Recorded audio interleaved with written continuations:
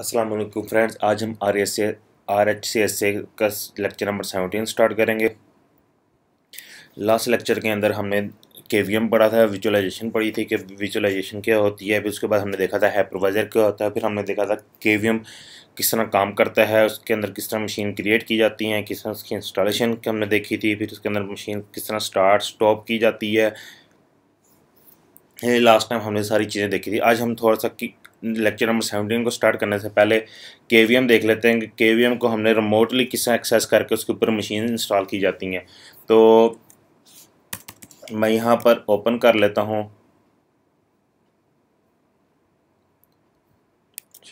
यहाँ पर मैं ओपन कर लेता हूँ wit dash manager static, sorry static नहीं, इधर %, ये मेरे पास इंस्टॉल हो गया। कहता है no active connection of the install, तो मुझे एक्टिव कनेक्शन करना है। तो ऐड कनेक्शन करता हूँ, तो ये मेरे पास ऐड कनेक्शन आ गया। तो ये मेरे पास कनेक्शन आ गया ऐड। अब हम इसको रिमोटली इंस्टॉलेशन करते हैं कि रिमोटली इसको किस तरह एक्सेस करना है। तो मेरे पास एक मशीन ये है, इसका मैंने होस्ट नेम रखा हुआ है सर्वर, ठीक है, server-urduitacademy.com। दूसरी मेरे पास मशीन ये है, इसका मैंने होस्ट नेम रखा हुआ है क्लाइंट और client.urduitacademy.com। तो इसके ऊपर मैं इंस्टॉल करता हूँ विश डैश मैनेजर। तो उससे पहले चले हम ये चीज़ें टॉपिक तो बाद में करते हैं विश डैश मैनेजर को, क्योंकि इसके लिए हमें इंस्टॉलेशन पैकेजेस चाहिए होंगे कि पैकेजेस को कैसे इंस्टॉल करते हैं। तो उसके लिए क्या तरीकाकार है, किस तरह हम लोकल यूम रिपोजिटरी अपनी क्रिएट करेंगे सारी, वो हम देखते हैं किस तरह हमें अपनी रिपोजिटरीज वगैरह क्रिएट करनी है। तो सबसे पहले मैं यहाँ पर आता हूँ अपनी मशीन के साथ। यहाँ पर विजुअल में इसके अंदर मैं यहाँ पर उसकी सेटिंग्स में आकर CD-ROM में मैं अपनी DVD अटैच करता हूँ। इसकी सॉरी इसकी नहीं अटैच करनी,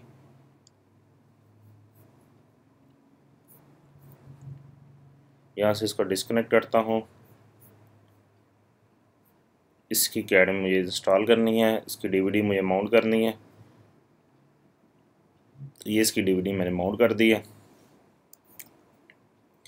तो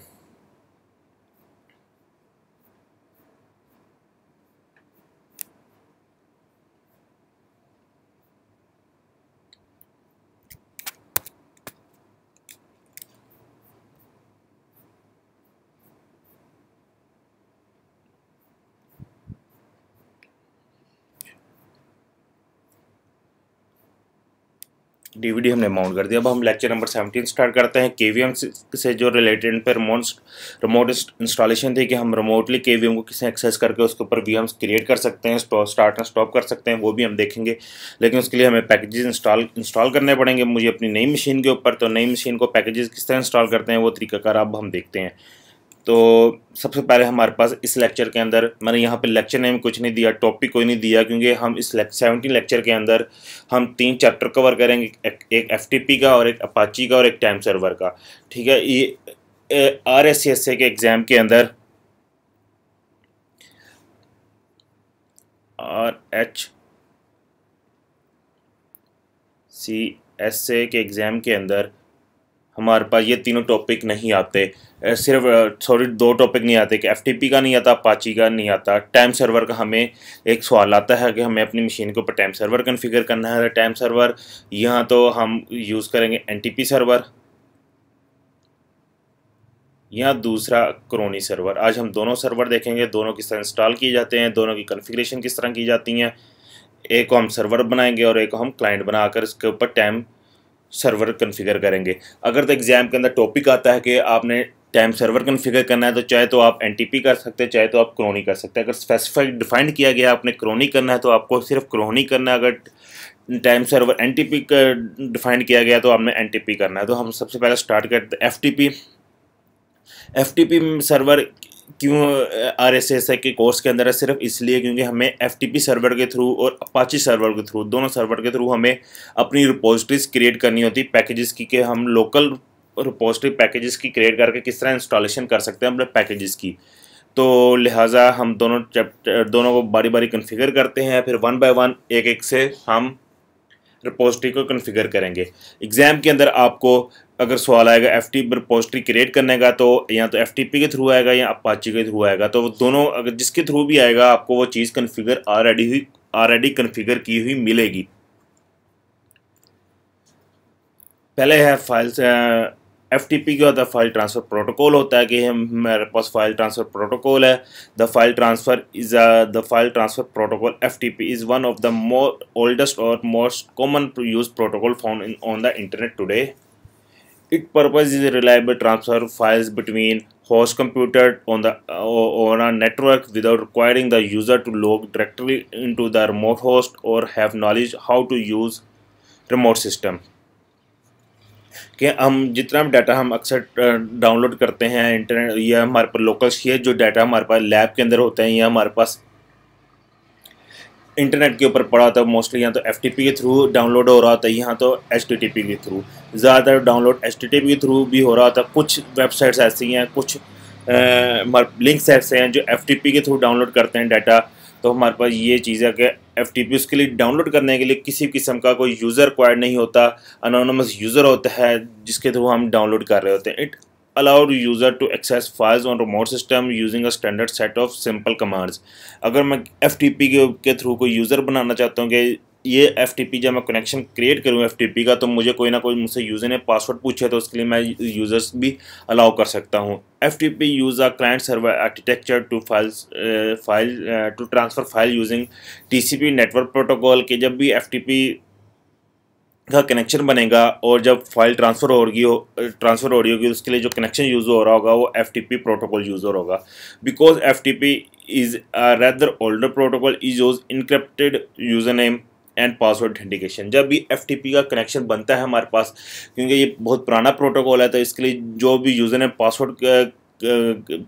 पासवर्ड जाता है तो वो इनक्रिप्टेड नहीं होता, तो कोई भी इजीली हैकर्स को हैक कर सकता है। और उसके अंदर जो यूज़र ने पासवर्ड है वो उसके थ्रू वो हमारी मशीन के अंदर एंटर हो सकता है, तो हमारा जो डाटा है वो डिलीट कर सकता है, उसको मॉडिफाई कर सकता है, उसको कॉपी कर सकता है, वो जो चाहे हमारे डाटा के साथ कर सकता है। ये था FTP के आगे जो सिक्योर कर दिया गया हमारे पास रेड हैट के अंदर, लिनक्स के अंदर, यूबंटू के अंदर, वो था VSFTPD very secure FTP daemon is designed from grow up to be fast, stable and most importantly secured। VSFTPD is only stand-alone FTP server distributed with Red Hat Linux due to ability to handle large number of connections efficiently and securely। FTP था same वही चीज़ है, FTP server ही है ये हमारे पास VSFTPD, लेकिन इसको secure कर दिया गया। इसके अंदर जो यूज़र ने पासवर्ड जाता है वो इनक्रिप्टेड जाता है, डाटा यूज़र ने पासवर्ड का जो डाटा जाता है वो इनक्रिप्टेड जाता है, और उसके लिए ये फास्ट भी है, स्टेबल भी है, और ये हमारे पास काफ़ी इसमें ये डिस्ट्रीब्यूटेड है, इसमें लार्ज नंबर ऑफ कनेक्शन बन सकते हैं और एफिशिएंटली भी काफ़ी हद तक काफ़ी सिक्योर भी है। तो फिर इसके अंदर दूसरा हमारे पास आता है कि हम FTP के साथ अपने TSL सर्टिफिकेट्स जो हैं वो हम किस तरह यूज़ कर सकते हैं, लेकिन वो हम देखेंगे अपने जब हम सर्वर्स का टॉपिक चैप्टर वो क्या कहते हैं कोर्स कंप्लीट शुरू करेंगे RSCSC का, RHCE का। जब हम RSCE स्टार्ट करेंगे तब हम उसमें देखेंगे VSFTPD सर्वर क्या होता है, उसको किस तरह किया जाता है, इसके अंदर यूज़र को किस तरह सिक्योर किया जाता है, यूज़र और पासवर्ड को किस तरह सिक्योर किया जाता है। इसके अलावा फिर TSL सर्टिफिकेट्स किस तरह इसमें ऐड करके इसको और ज़्यादा सिक्योर किया जा सकता है। RSCSA के अंदर सिर्फ FTP से रिलेटेड इतना ही है। जो VSFTPD कनेक्शन है या FTP कनेक्शन है वो 21 TCP पोर्ट यूज़ करता है और डाटा ट्रांसफ़र के लिए पोर्ट 20 यूज़ करता है। उसके अलावा स्टार्ट एंड स्टॉप सर्विसेज है। To start the VSFTPD service in the current section type the following command prompt as root. उसके बाद stop the service in the current section के लिए system CTL stop. On boot time के ऊपर service को restart करने के लिए है। इसके अलावा अगर कुछ ये रीस्टार्ट सर्विस है, अगर रीस्टार्ट सर्विस अगर मैं सिस्टम CTL रीस्टार्ट करता हूं तो उसका मतलब ये है कि पहले सर्विस को स्टॉप कर किया जाएगा, फिर सर्विस को स्टार्ट किया जाएगा। अगर मैं system CTL try dash restart करता हूं तो उसका मतलब ये है कि वो सिस्टम को स्टॉप नहीं किया जाएगा, सिस्टम सर्विस को स्टॉप नहीं किया जाएगा, बल्कि सर्विस को कि जो कॉन्फ़िगरेशन फाइल है उसको सिर्फ रीलोड कर दिया जाएगा। This command stop and immediately start the VSFTPD service which is no more efficiency way to make configuration changes take effect after editing the configuration file to for the FTP server। अगर मैं अपने production level में servers में अगर मैं एक command चलाता हूँ सिस्टम CTL रीस्टार्ट, अगर कोई भी सर्विस का नाम देता हूँ तो ये होगा कि 1 सेकंड के लिए या 2 सेकंड के लिए मेरे पास सारी की सारी सर्विस डाउन हो जाएगी। उससे उस सर्विस पे अगर 10 यूज़र कनेक्टेड हैं, 15 यूज़र कनेक्टेड हैं या 100 यूज़र कनेक्टेड हैं, वो सारे के सारे उनको एक्सेसिबल नहीं होगी वो सर्विस 1 सेकंड 2 सेकंड के लिए। तो उसके बाद तो इस केस में ये होता है कि हमारे पास प्रोडक्शन लेवल के अंदर कभी भी हम सिस्टम CTL रीस्टार्ट की कमांड नहीं यूज़ करते, कभी भी हम रीस्टार्ट की कमांड यूज़ नहीं करते। हम हमेशा यूज़ करते हैं ट्राई डैश रीस्टार्ट या रीलोड। दोनों का काम एक ही है, वो रन टाइम के ऊपर सिर्फ कॉन्फ़िगरेशन फाइल को रीलोड करता है अपने पास और वो सर्विस को स्टॉप नहीं होने देता। इससे ये होता है कि जितने भी कनेक्शन हमारे पास स्टेबल हैं, बने हुए हैं, ऑलरेडी कनेक्टेड हैं, वो डिस्कनेक्ट नहीं होंगे, यूज़र को मसला नहीं आएगा किसी किस्म का। हमारे पास जो हमारे पास प्रोडक्शन लेवल के ऊपर जो काम हो रहा है वो स्टॉप नहीं होगा, कंपनी को लॉस नहीं होगा किसी किस्म का। तो ये सब चीज़ें हम यूज़ करते हैं प्रोडक्शन लेवल में। रीस्टार्ट की कमांड से हम अवॉइड करते हैं, ट्राई रीस्टार्ट यूज़ करते हैं या रीलोड यूज़ करते हैं। उसके बाद लास्ट लेक्चर के अंदर भी मैंने बताया था, जब हमने शुरू में सर्विसेज का चैप्टर देखा था, उसमें मैंने आपको बताया था कि जब भी हमने कोई सर्विस को स्टार्ट करना है या रीस्टार्ट करना है तो उसको ऑन बूट टाइम के ऊपर लाजमी इनेबल करना है। एग्ज़ाम के अंदर भी आपने अगर सवाल पूरा ठीक किया है और सर्विस को ऑन बूट टाइम के ऊपर इनेबल नहीं किया तो आपका वो सवाल सारा का सारा गलत हो जाएगा, आपको सवाल का 0 नंबर मिलेगा। इसलिए लाजमी जो से भी सर्विस को स्टार्ट करो या रीस्टार्ट करो उसको ऑन बूट टाइम के ऊपर इनेबल लाजमी करना है, ताकि जब भी मशीन स्टार्ट हो तो वो ऑन बूट टाइम के ऊपर वो सर्विस इनेबल होनी चाहिए, वो सर्विस स्टार्ट होनी चाहिए। अपाची सर्वर को स्टार्ट करने से पहले हम FTP सर्वर देख लेते हैं,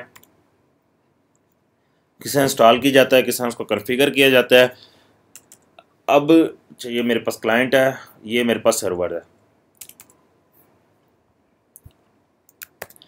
अब मैं जो इस सर्वर के इसका मैं होस्ट नेम चेक करवा देता हूँ आपको। होस्ट नेम server.urduitacademy.com, ये मेरी सर्वर का एड्रेस है। अब ये एक सर्वर जो मशीन जिसके ऊपर अभी मैं कॉन्फ़िगरेशन करने लगा हूँ, ये एग्ज़ाम के अंदर आपको ऑलरेडी इसी तरह मिलेगी। ठीक है, आपको FTP सर्वर कॉन्फ़िगर करने की ज़रूरत नहीं है, अपाची सर्वर आपको कॉन्फ़िगर करने की ज़रूरत नहीं है एग्ज़ाम के अंदर, वो आपको ऑलरेडी कॉन्फ़िगर किया हुआ मिलेगा। अभी मैं जो करना चाह रहा हूँ ये सारा का सारा एग्ज़ाम के अंदर ऑलरेडी आपको किया हुआ मिलेगा। सिर्फ इसलिए आपको यहाँ पे करके दिखा रहा हूँ ताकि आपको पता हो कि FTP किस तरह कॉन्फ़िगर किया जाता है, कि फिर उसके FTP के थ्रू किस तरह लोकल रिपोजिटरी क्रिएट की जाती है और उसको फिर बाद में उसके थ्रू हम पैकेजेस को किस तरह इंस्टॉल करते हैं। तो मैं यहाँ पर दिखा देता हूँ, मेरे पास एक DVD मेरे पास ऑलरेडी माउंट हुई है। तो इस DVD को मैं पहले इस DVD में मैं पैकेज इंस्टॉल करता हूँ VSFTPD का। तो पैकेज इंस्टॉल करने के लिए हमारे पास मैं सबसे पहले DVD के अंदर आता हूँ। DVD के अंदर इसका पैकेज पड़ा होता है। तो पैकेजेस लास्ट हमने देखे थे कि पैकेजेस किस तरह इंस्टॉल किए जाते हैं। RPM की कमांड से हम पैकेजेस इंस्टॉल करते हैं। IVH VSFTPD, आगे उसका वर्जन 3.02 है। तो मैं इसको एंटर करता हूँ तो ये मेरे पास पैकेज इंस्टॉल हो गया।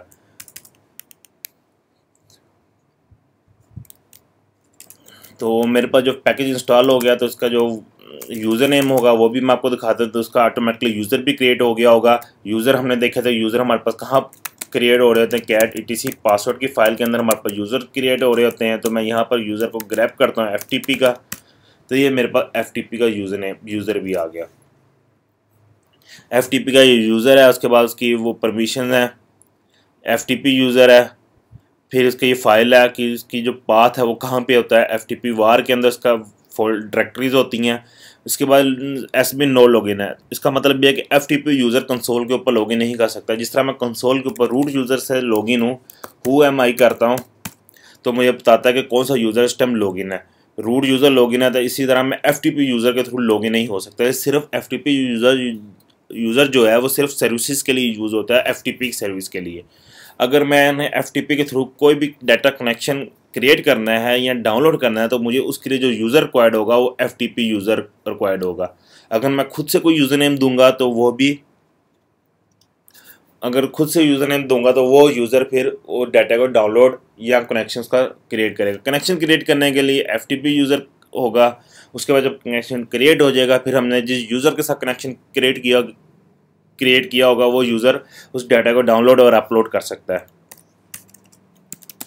तो यहाँ पे मैं दिखाता हूँ, एक पब्लिक डायरेक्टरी होती है वार FTP पब की। जो ये पब नाम की, ये पब का मतलब है पब्लिक डायरेक्टरी। ये हर कोई इसको इजीली एक्सेस कर सकता है, इस डायरेक्टरी को, FTP की सर्विस को। इस डायरेक्टरी को कोई भी यूज़र एक्सेस कर सकता है। इसके ऊपर किसी किस्म की परमिशन नहीं होती कि यूज़र इस पब डायरेक्टरी को यूज़र एक्सेस कर सकता है कि नहीं कर सकता, कोई करेगा कि नहीं करेगा। ये पब्लिक डायरेक्टरी होती है। इसमें मैं अगर कोई भी यहाँ पे कॉपी करूँगा या कोई भी यहाँ पे फोल्डर क्रिएट करूँगा या कोई फाइल रखूँगा, वो हर यूज़र उसको रीड कर सकता है, उसको राइट कर सकता है, उसको मॉडिफाई कर सकता है, उसको डिलीट कर सकता है, उसको कॉपी कर सकता है, उसको डाउनलोड कर सकता है और उसकी इधर ही पब डायरेक्टरी के ऊपर अपना कोई डाटा अपलोड भी कर सकता है। तो मैं इस पब डायरेक्टरी के अंदर एक फ़ोल्डर क्रिएट करता हूँ, mkdir RHEL 7.2। ये मैंने फ़ोल्डर क्रिएट कर दिया। इसके बाद हमने FTP सर्वर पैकेज इंस्टॉल कर लिया। अब हम करते हैं इस फोल्डर के अंदर हमने अपनी पूरी जो DVD है वो कॉपी करनी है। तो CP रन मीडिया रूट के अंदर RHEL, इसके अंदर जो कुछ भी है इसको रिकर्सिव भी दिखाते हैं, फोल्डर भी करे कॉपी, साथ हमें शो भी करवाए, इसकी वर्बस भी दिखाए। कहाँ पे कॉपी कर दो, वार FTP पब RHEL 7.2 के अंदर। तो ये मेरे पास सारी DVD कॉपी हो रही है।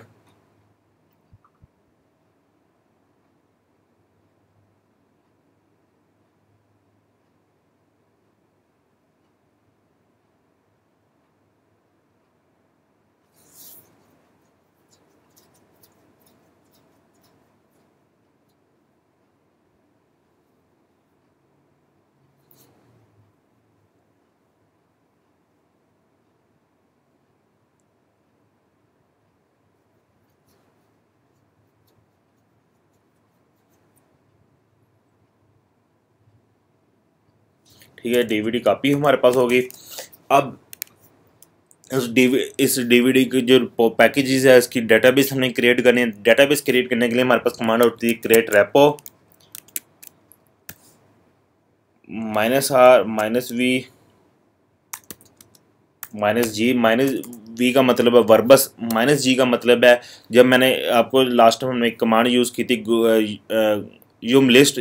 जब यूम लिस्ट करता हूँ तो मेरे पास सारे पैकेजेस आ जाएंगे। वो पैकेजेस आ जाएंगे जो इस क्रिएट रेपो की कमांड ने क्रिएट किए होंगे अपने डाटाबेस के अंदर। और -G का मतलब ये है कि ग्रुप्स भी आ जाएं। जिस तरह हमने लास्ट टाइम हमने देखा था विजुअलाइजेशन के अंदर, विजुअलाइजेशन टूल का एक ग्रुप था, वो हमने इंस्टॉल किया था यूम ग्रुप की कमांड से। अगर मैं यहाँ पे -G नहीं दूंगा तो ग्रुप क्रिएट नहीं होंगे, सिर्फ पैकेजेस हमारे पास क्रिएट हो जाएंगे डाटाबेस के अंदर। इसलिए मुझे -G का स्विच भी देना है ताकि ग्रुप्स भी क्रिएट हों। तो ग्रुप्स की एक फ़ाइल होती है, वो भी हमें साथ बतानी पड़ती है।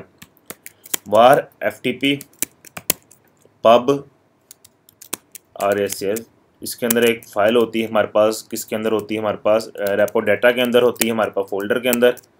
यहाँ पे हमारे पास ये फ़ाइल होती है, ये वाली फ़ाइल ग्रुप्स के लिए, ग्रुप्स क्रिएट करने के लिए ये फ़ाइल होती है। हमें एक फ़ाइल का नाम देना पड़ेगा 81। ये मैंने फ़ाइल का नाम दे दिया। आ गया मैंने अपनी डाटाबेस कहाँ पे मेरे पास पैकेजेस कहाँ पे पड़े हुए हैं जिसकी मैंने डाटाबेस क्रिएट करनी है, उसका पाथ, ये मैंने पाथ दे दिया। तो ये मेरे पास सारे के सारे इसकी अब डेटाबेस क्रिएट हो रही है लोकल रिपोजिटरी के लिए।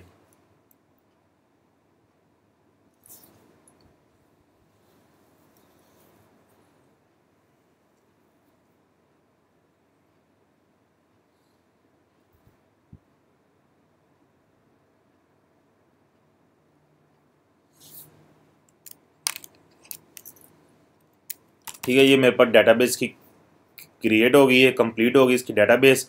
अब हमने क्या करना है, अब हमने सर्विस को FTP की सर्विस को अनेबल करना है। सबसे पहले हम अपने FTP सर्विस को अनेबल करते हैं। System CTL VSFTPD enable VSFTPD।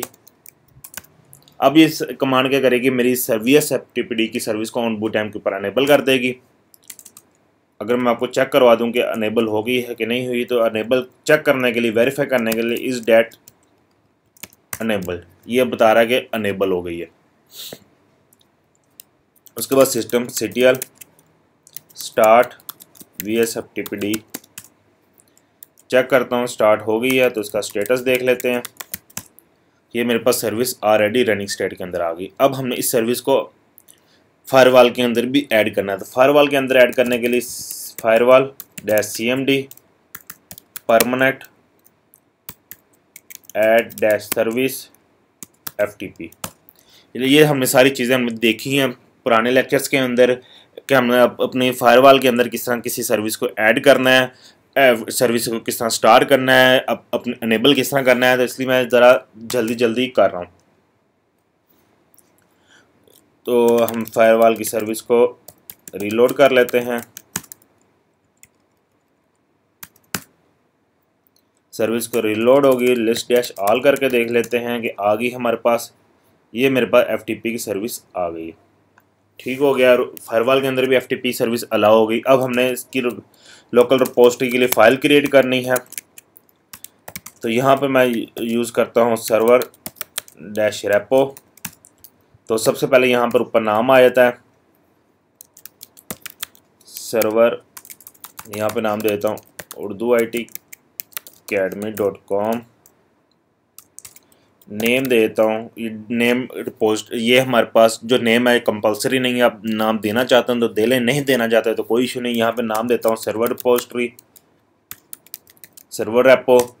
यहाँ पे अब बेस URL ये लाजमी है, ये आपको हर सूरत में यहाँ पर देना ही देना है बेस URL। अब बेस URL पे यहाँ पे अभी हमने काम किससे कर रहे हैं, FTP के थ्रू कर रहे हैं। तो यहाँ पे मैं FTP का नाम दूंगा, FTP server.urduitacademy.com/pub/RHCL 7.2।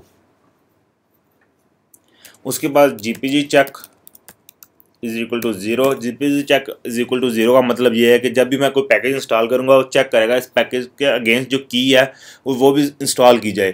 तो मेरे पास रेड हैट का लाइसेंस नहीं है तो मेरे पास इशू आएगा। तो की को चेक करने के लिए जो वेरीफाई करेगा तो वो हमारे पास इशू देगा, वेरीफाई नहीं कर पाएगा तो वो मुझे पैकेज इंस्टॉल करने नहीं देगा। तो इसलिए मैंने यहाँ पे इसका GPG चेक डिसेबल किया हो। 0 का मतलब है डिसेबल। अगर तो मेरे पास अगर रेड हैट लाइसेंस हो तो मैं यहाँ GPG चेक अनेबल कर दूँ, यानी यहाँ पर मैं कर दूँ 1 तो वो अनेबल हो जाएगी। तो यहाँ पर साथ अनेबल करता हूँ। इस अनेबल का मतलब कि इस रिपोजिटरी को अनेबल कर दो, अलाउ कर दो, उसके लिए मैंने ये अनेबल कर दिया। इसको मैं सेव करता हूँ।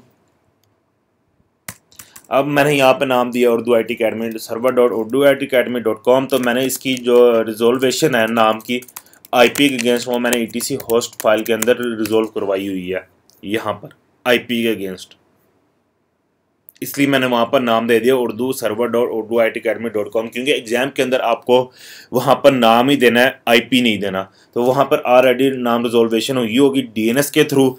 तो अभी हमने DNS का चैप्टर हम RSCSA के अंदर शुरू करेंगे, RSCE के अंदर हम शुरू करेंगे, RSCSA के अंदर DNS का चैप्टर नहीं है। इसलिए मैंने यहाँ पर ETC होस्ट के अंदर इसका नाम रिजोल्व किया हुआ है। तो मैं इसको पिंग करके देख लेता हूँ, पिंग होता है ये नाम urduitacademy.com। ये मेरे पास पिंग हो रहा है, रिस्पॉन्स आ रहा है। अब मैं यहाँ पे सर्विस, अब मैं यूम लिस्ट करता हूँ।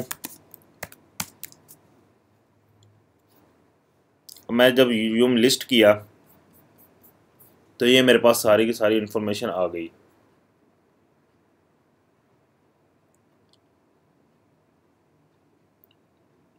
पहले सबसे पहले उसने क्या किया, एक प्राइमरी ग्रुप जी का जो डेटाबेस थी वो बनाई, प्राइमरी डीबी उसने चेक की, डाउनलोड करके लेके आया, कैशेस की बना के लेके आया।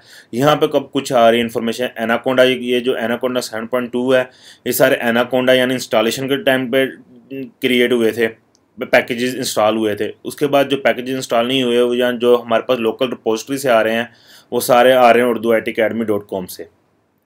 ठीक हो गया। तो यूम ग्रुप लिस्ट करके दिखाता हूँ।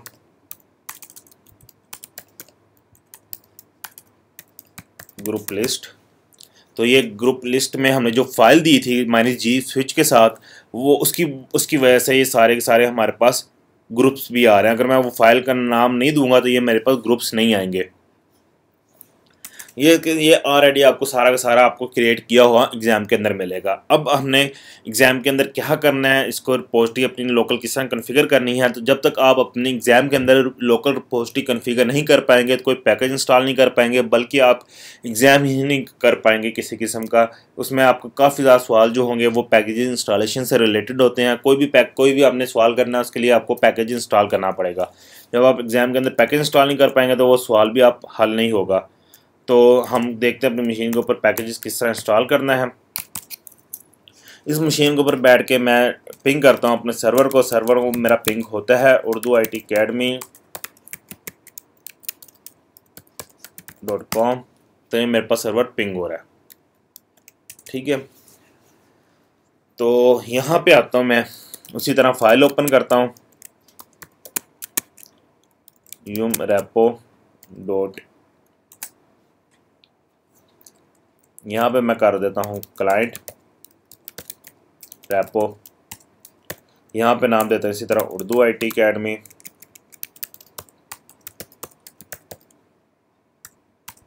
ठीक है, .com, नाम यहाँ पर देता हूँ सर्वर रेपो, यहाँ क्लाइंट रेपो कर लेते हैं ताकि आपको डिफरेंस पता चले कि इंफॉर्मेशन कहाँ से आ रही है।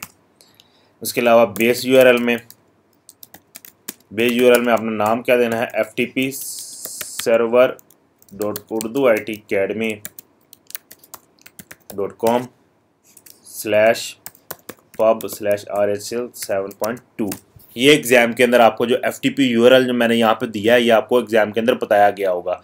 या तो ये URL आपको HTTP के थ्रू बताया गया होगा, या तो ये URL आपको FTP के थ्रू बताया गया होगा। उसके बाद GPG check 0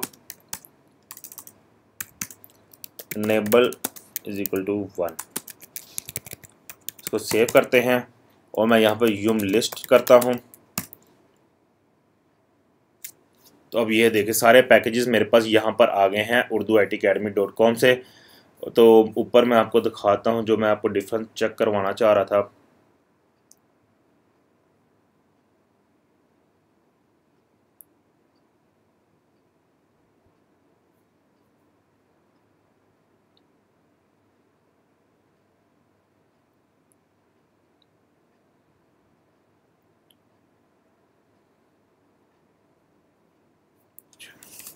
यूम रेपो लिस्ट करते हैं।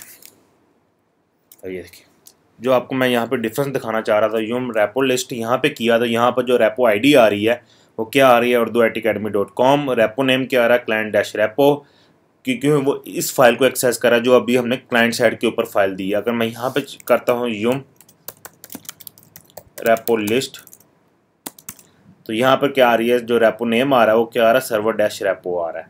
ठीक हो गया, ये था हमारे पास FTP से रिलेटेड सारा काम। यही आपको एग्जाम के अंदर इस तरह करना है। जितना भी मैंने क्लाइंट मशीन के ऊपर इंस्टॉल किया, एक फ़ाइल क्रिएट की है, फाइल के अंदर जो क्रिएट करने के बाद मैंने इन्फॉर्मेशन दी यहाँ पे मशीन नेम, ये आपको एग्जाम में बताया गया होगा आपने अपने नाम क्या रखना है आपने यहाँ पर। उसके बाद ये वाला नेम आपको कंपल्सरी लाजमी नहीं है, देना चाहो दे लो, नहीं देना चाहते तो कोई इशू नहीं है। बेस यूआरएल आपको कंपलसरी देना है। बेस यूआरएल भी एग्जाम के अंदर आपको बताया गया होगा कि बेस यूआरएल क्या है। ठीक है, जीपीजी चेक और अनेबल, इसको अनेबल लाजमी करना है। ठीक है, अब मैं आपको एक चीज़ और दिखा देता हूँ। फायरफॉक्स इधर मैं ओपन करता हूँ।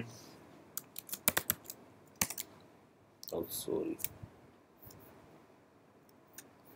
मेरी अपनी बेस मशीन का फायरवॉल वो हो गया, ओपन हो गया फायरफॉक्स। मुझे इसका फायरफॉक्स ओपन करना था, क्लाइंट साइड का। जब क्लाइंट साइड का इधर मैं फायरवॉल ओपन करता हूँ तो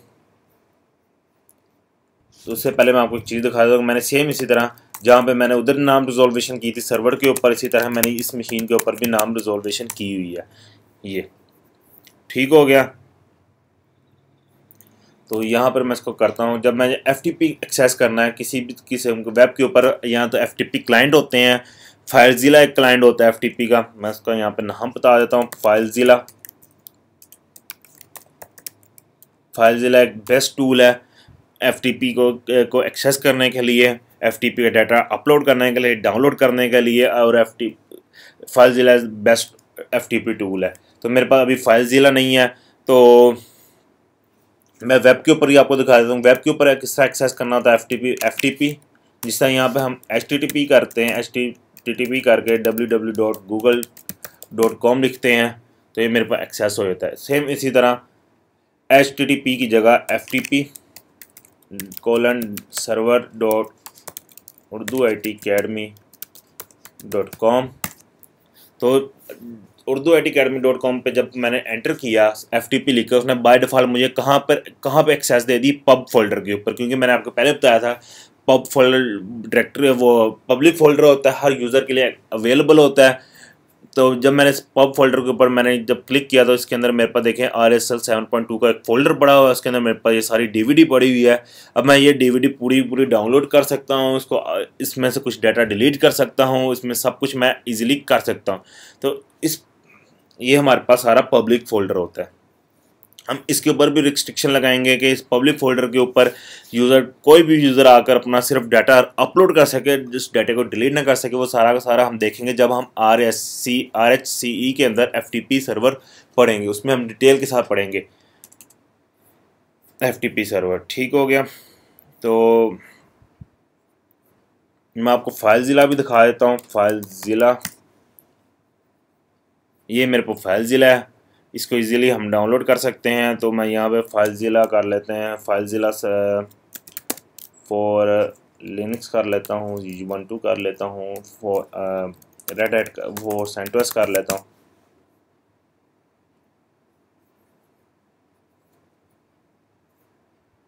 ठीक है, वो कहता है पहले yum-eval रिलीज़ करो, उसमें फिर फाइलज़िला का पैकेजेस पड़ा होगा, वो आप इंस्टॉल कर लो। ठीक हो गया। जिसे आप करना चाहें तो कर सकते हैं। ठीक हो गया, ये आप हमारे पास था।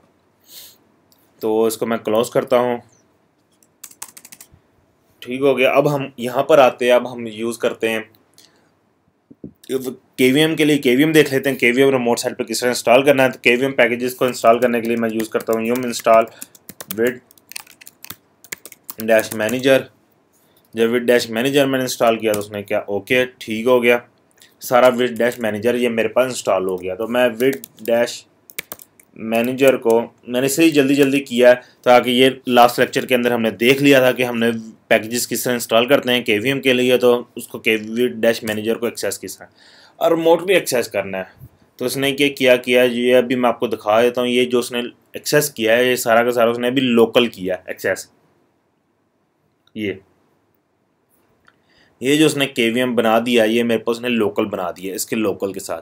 तो मुझे लोकल के साथ नहीं बनाना है, तो मैं इसको यहाँ से डिस्कनेक्ट करता हूँ। मुझे रिमोटली कनेक्ट करना है, यहाँ से इसको मैं करता हूँ डिलीट। अब रिमोटली इसको क्या करने के लिए ऐड कनेक्शन करता हूँ।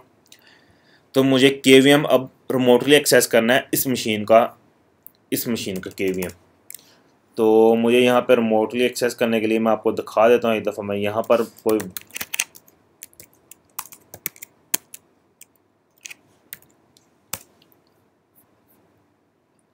तो यहाँ पर आके हम इसी तरह कोई मशीन क्रिएट कर लेते हैं ताकि आप पता लग जाए कि हम रिमोटली इंस्टॉलेशन कर रहे हैं।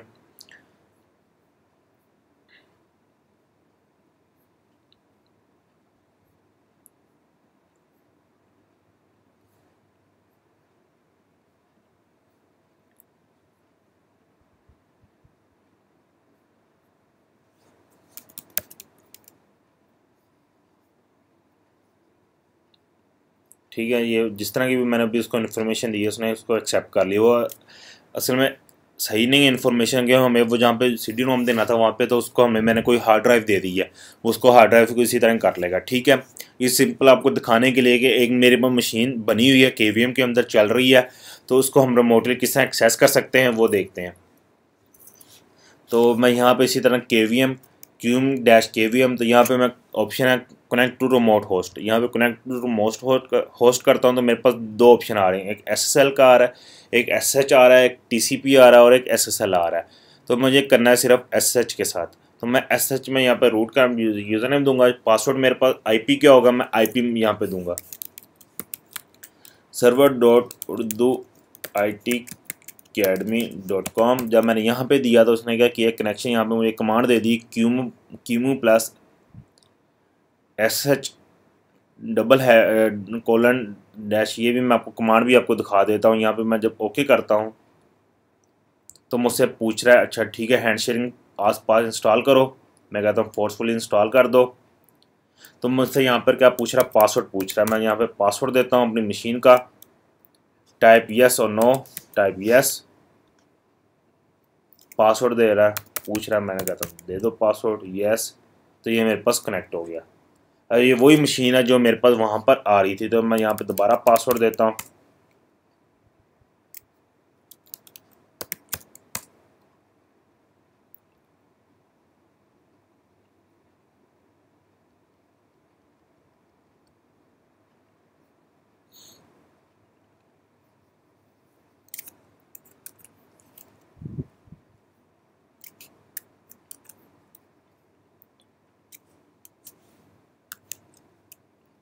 ठीक है, ये मेरे पास इस तरह ही कनेक्ट हो जाएगा।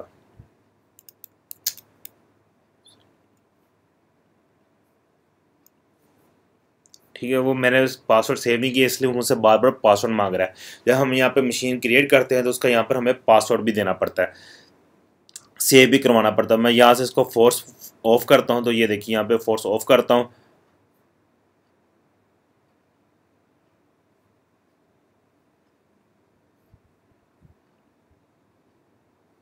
तो ये ऑफ होगी मेरे पे मशीन।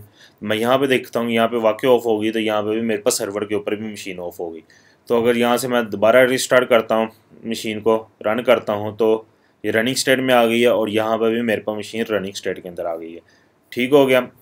इसके अलावा यहाँ पे ये चीज़ थी, हम कमांड लाइन भी कनेक्ट कर सकते हैं। कमांड लाइन किस तरह कनेक्ट करना है, QEMU+SH root at server.urduitacademy.com, तो ये मेरे पास कनेक्ट हो गया। यहाँ पर आगे मुझे पाथ देना कहता है नो सच अ फाइल और डायरेक्टरी। ठीक है, उसकी वजह ये है क्योंकि मैंने जो कमांड लाइन जो टूल होता है कीमू का वो मैंने इंस्टॉल नहीं किया, उसका जो पैकेजेस है कीमू का वो मैंने इंस्टॉल नहीं किया, और जिसकी वजह से वो मुझे यहाँ पर कह रहा है कि इस नाम की कोई फाइल और डायरेक्टरी नहीं है।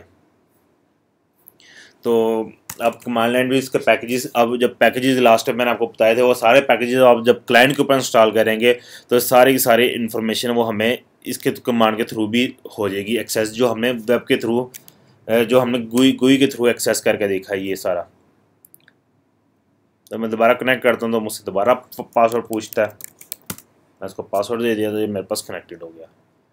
ठीक हो गया। यहाँ से मैं डिलीट करता हूँ, कहता है इसको माइग्रेट करना है, नहीं करना, माइग्रेशन नो, अच्छा नो यूजेबल कनेक्शन, अच्छा इसको यहाँ से डिलीट करता हूँ। माइग्रेट, अच्छा वो माइग्रेट का पूछा था इसलिए वो कहता है जी नो कनेक्शन अवेलेबल है, माइग्रेट नहीं, अब भी हम इसको कर सकते। तो मैं यहाँ पे इसको यहाँ से डिलीट कर देता हूँ, तो ये मेरे पास यहाँ से जब डिलीट हो जाएगी तो ये मेरे पास यहाँ से भी डिलीट हो गई।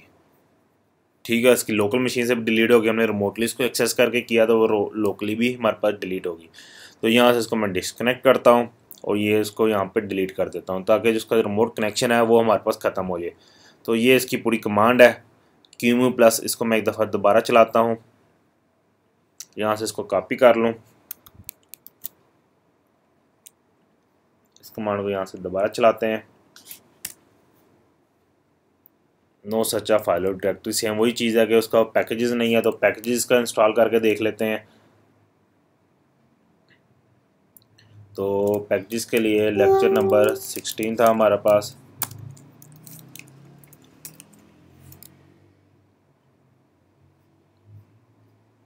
ये मेरे पास लेक्चर नंबर 16 था, तो यहाँ पे इसकी कमांड थी।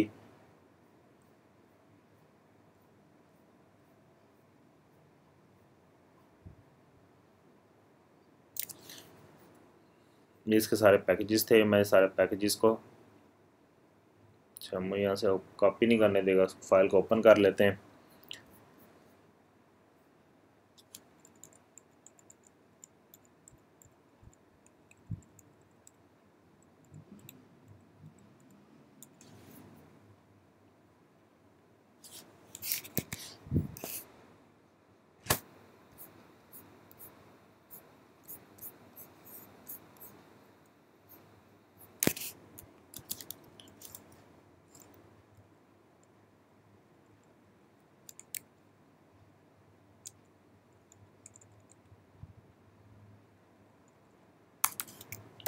KVM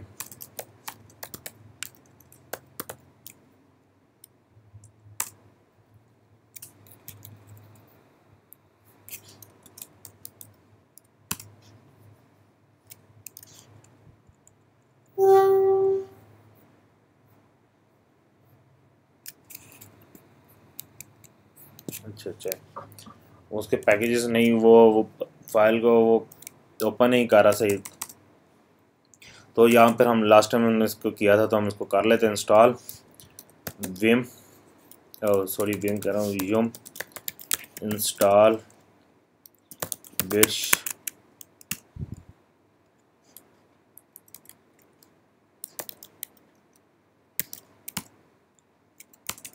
एलएस करता हूँ। यहाँ पे सॉरी विश के अंदर हम एंटर हो गए। यहाँ पे हेल्प करता हूँ तो मेरे पास ये सारी चीज़ें आ रही हैं। तो इसको ठीक है, तो मैं ये यहाँ पे इसको एग्जिट करता हूँ, तो मेरे पास कमांड आती है wish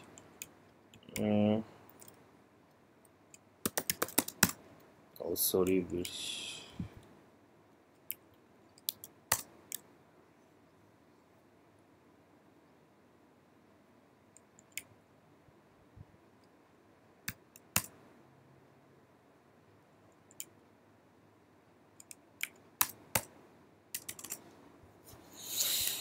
unknown command wish dash list connect wish connect to the hypervisor wish connect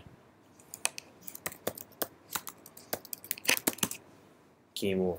ठीक हो गया, वो समझ लग गई। अब ये कमांड थी कि हमारे पास विश कनेक्ट, आगे हमने उसका मोड का नाम देना है कि हमारे पास किस मशीन को रिमोटली एक्सेस करना है। Wish connect chemo plus SH $/root_server.urduitacademy.com/systems। तो मैंने जब कनेक्ट किया तो उसने मुझसे पासवर्ड पूछा, server.urduitacademy.com का पासवर्ड। जब मैंने पासवर्ड दिया तो उसने कहा विश, वो मुझसे उसने कनेक्ट कर दिया था। विश लिस्ट करता हूँ तो मेरे पास ये सारी सिस्टम कोई नहीं आ रही, तो मैं यहाँ पे क्रिएट करता हूँ।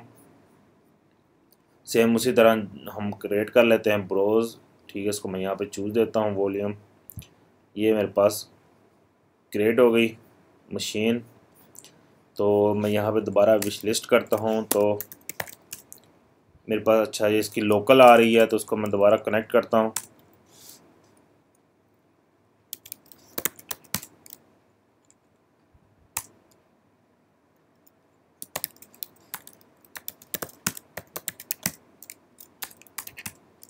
हम इसको ग्राफिकल में देख लेते हैं कनेक्ट हो क्यों नहीं हो रहा ये मेरे साथ।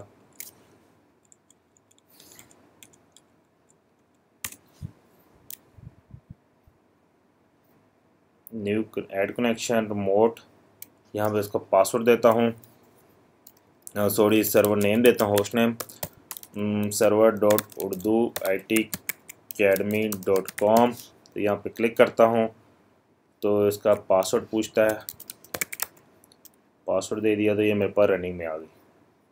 ठीक हो गया।